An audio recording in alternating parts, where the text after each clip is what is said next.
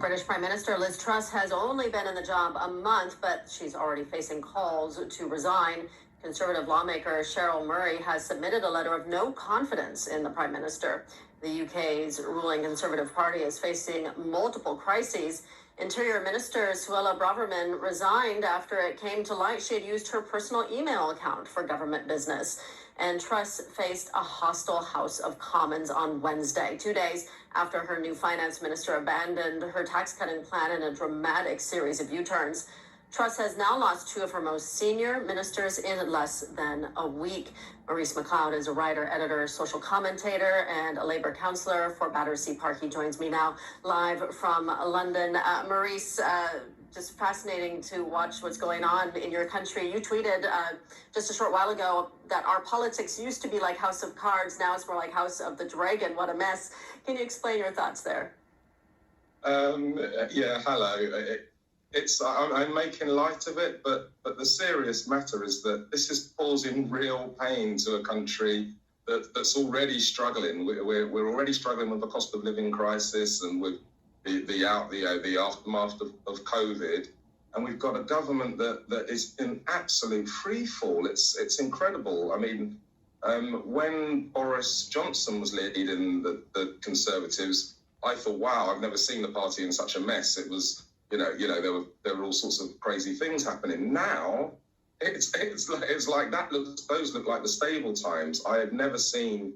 I've watched British politics my whole life. I've never seen the government in such absolute disarray. There were scenes last night in Parliament of MPs, members of Parliament, virtually fighting with each other.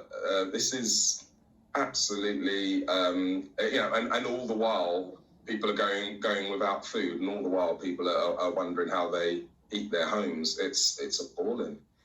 Do you think Liz Truss can survive this? Because I know she's vowing to stay on, but at this point, do you think that she even can? In a word, no. I mean, the conversation here is does she survive the week? I mean. As anyone that watches sort of British politics will know, once things start moving, they move really quickly. Already she seems like a prime minister with no authority. She's pretty much been usurped by a chancellor who wasn't even of her side of thinking and has just completely reversed all the things that she's just done. So she's not really in charge now, and that can't carry on. I don't see how the Conservatives avoid a general election. I don't think the country will accept them just putting another one of their pool of talent, let's say, into the top job. This isn't how democracy is supposed to work. Yeah, and I wanted to ask about that. If she were to resign or be forced to resign, what would happen next? Who would replace her? Ugh.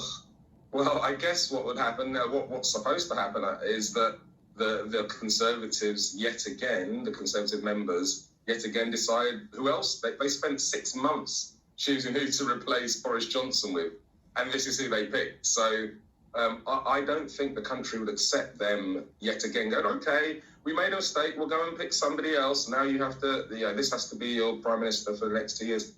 I think they have to call a general election. I think that some Conservative MPs, members of Parliament, realise that the gig is up and the country needs a new direction.